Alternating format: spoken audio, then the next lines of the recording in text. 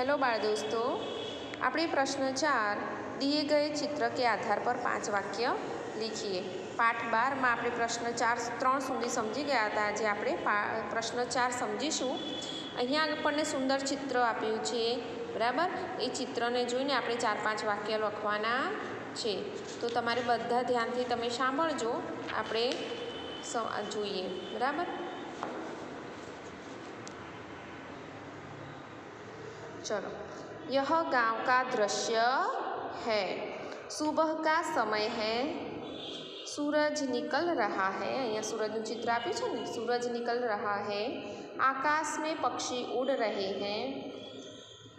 दूर कुछ पेड़ और घर दिखाई दे रहे हैं। जो यहाँ पेड़ है ना, पेड़ दिखाई दे रहे हैं ना, इधर घर दिखाई दे रहा है। एक मंदिर भी है, चित्र में एक मंदिर भी है।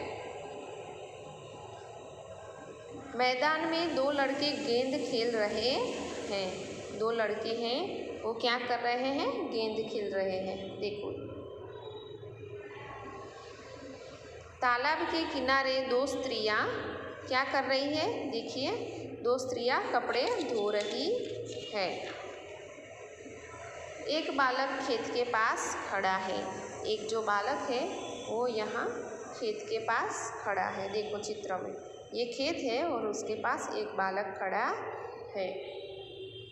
खेत में किसान है। खेत में कौन है? किसान है। किसान हल चला रहा है। किसान क्या कर रहा है? हल चला रहा है। फिर आगे देखिए, 2 बैल हल खींचते हैं। तो ये किसान हल चला रहा है और यहाँ 2 बैल है, वो हल खींच रहे हैं, जिससे खेत जोता जाता है। तो इस तरह आपको इस दृश्य को देखकर आपको आगे वाक्य लिखने हैं। 4-5 वाक्य लिखने हैं।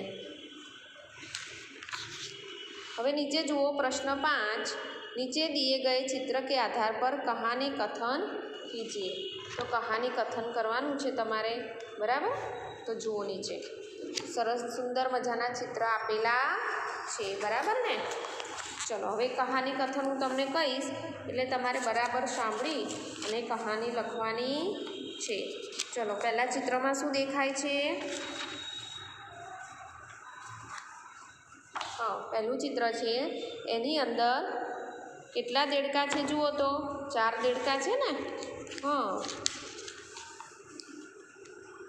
तो आ चित्रनो आधार लई अने आपणे चलो, हवे पहलू चित्र है, एनी अंदर 5 देड़का देखाय छे। तो अने अहींया एक झाड़ है, एनी अंदर झाड़नी अंदर एक बील है, बराबर, एटले के दर है, एनी अंदर एक साप देखाय छे। चलो, तो आपणे वार्ता शुरू करीशुं। आपणे पहला वार्तानुं नाम आपीशुं मेढक और सांप। तो एक तालाब था, जो चित्र में तलाव देखाय छे ने, एक तालाब था, उसमें बहुत सारे मेढक रहते थे। तालाब के किनारे बरगद का पेड़ था, उसकी जड़ में एक बिल था। यहाँ दिख रहा है आपको चित्र में बिल। हाँ, उस बिल में कौन रहता था? उस बिल में एक सांप रहता था।